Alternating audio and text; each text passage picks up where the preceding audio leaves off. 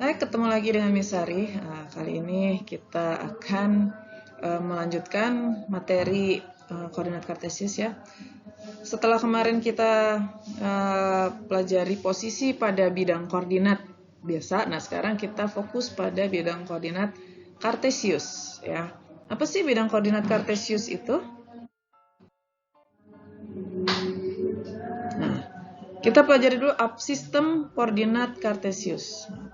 Sistem koordinat kartesius itu dibentuk oleh dua garis yang berpotongan tegak lurus. Ya, jadi ada dua garis berpotongan tegak lurus, yaitu garis mendatar atau horizontal, ya, dan garis tegak atau vertikal. Nanti disebutnya sumbu Y. Jadi seperti ini nanti kurang lebih bentuknya. Jadi ini yang mendatar, ini vertikal. Nah, ini nanti bisa terus sampai tak terbatas gitu ya. Nah, tadi yang mendatar disebut sumbu X, maka ini nanti sumbu X. Yang vertikal disebut sumbu Y, gitu. Oke. Letak titik pada bidang datar atau koordinat ditulis secara berpasangan X, Y. Nah, X adalah nilai yang terletak pada sumbu Y. Jadi nanti ini sumbu Y, kalau ada nilai-nilainya nih. Nah, itu disebut X-nya. Lalu nilai yang terletak pada sumbu Y, ya di sini nanti ada titik-titiknya gitu, itu disebut Y-nya. Jadi nanti letak titiknya dinyatakan atau dituliskan dengan X, Y. Nah, titik koordinat X, Y ini nanti sebutannya X itu adalah absis dan Y itu adalah ordinat. Oke. Jadi titik koordinat X, Y, X-nya disebut absis, sedangkan Y-nya disebut ordinat. Oke.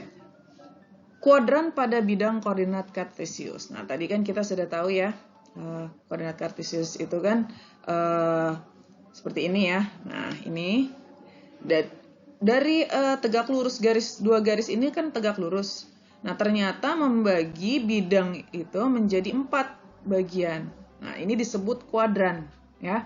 Jadi bidang-bidang ini hasil bagi dari dua garis tegak lurus ini disebut kuadran. Nah, kuadran 1, kuadran 2, kuadran 3 dan kuadran 4. Kuadran 1 itu X-nya positif, Y-nya pun positif. Di kuadran 2, X-nya negatif, Y-nya positif. Di kuadran 3, X-nya negatif, Y-nya negatif. Dan kuadran 4, X-nya positif, Y-nya negatif. Jadi arah kuadran ini dia berlawanan dengan arah jarum jam ya. Kuadran 1, 2, 3, dan 4. Oke, sini. Ya, jadi ini sudah dijelaskan di sini.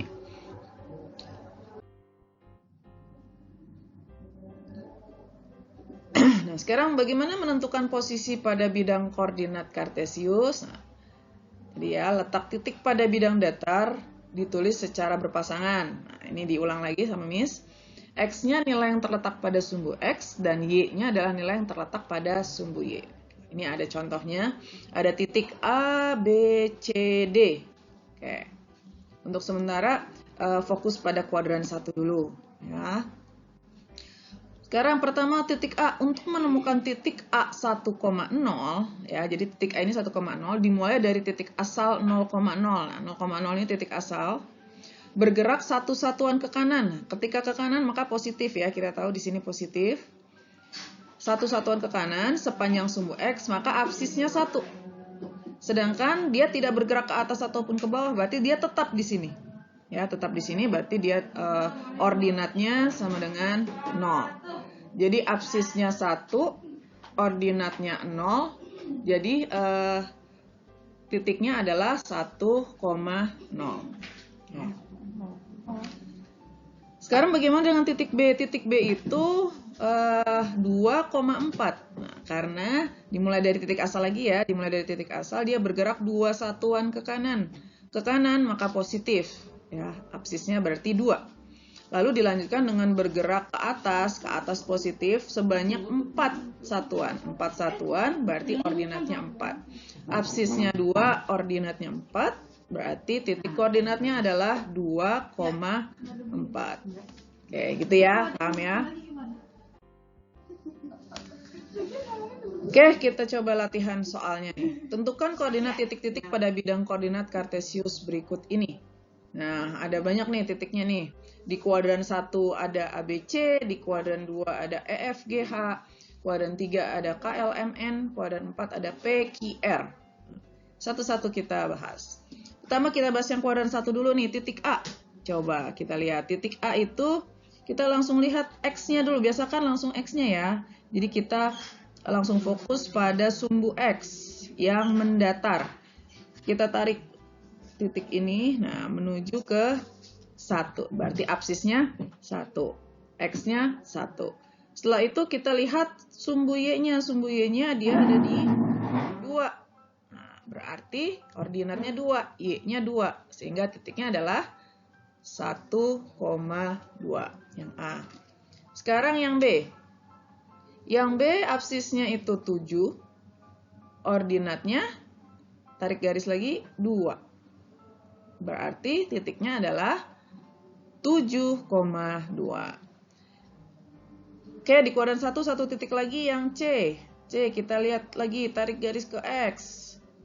Ke X, ternyata dia nilainya 4, maka absisnya 4. Lalu kita tarik garis ke Y. Berapa Y-nya? 6, maka ordinatnya 6, sehingga titiknya adalah 4,6.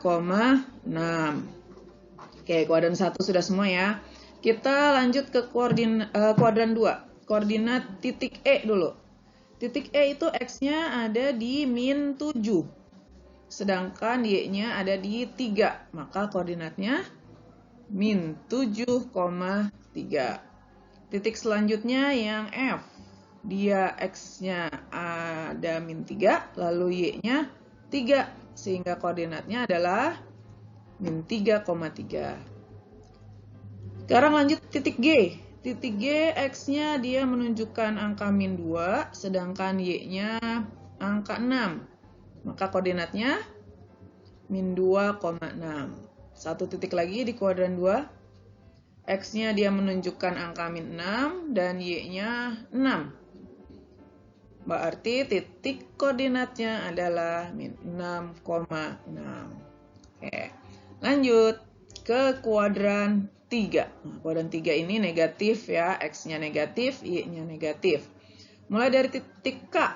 Titik K, X-nya menunjukkan angka min 7 dan Y-nya angka min 4. Maka koordinatnya min 7,4. Lalu titik L. Titik L itu X-nya min 4 dan Y-nya min 6. Maka titiknya adalah min 4,6. Titik M. Titik M itu X-nya min 1, Y-nya min 4. Sehingga koordinatnya adalah min 1,4. Sedangkan N, titik terakhir di kuadran 3. X-nya min 4 dan Y-nya min 2. Maka titiknya min 4,2. Oke. Kuadran terakhir di kuadran 4. X-nya positif, Y-nya negatif. Titik P. Titik P menunjukkan angka 3 X-nya. Lalu untuk Y-nya angka min 5. Maka titik koordinatnya adalah 3,5. Titik Q. Posisi X-nya ada di 6. Sedangkan Y-nya min 5. Maka titik koordinat dari titik Q adalah 6,5. Dan titik terakhir R, X-nya menunjukkan angka 3 dan Y-nya menunjukkan angka min 2, sehingga koordinat titik R adalah 3,2. Oke, mudah ya. Yang penting teliti, jangan sampai siwer matanya ya. Baik, terima kasih.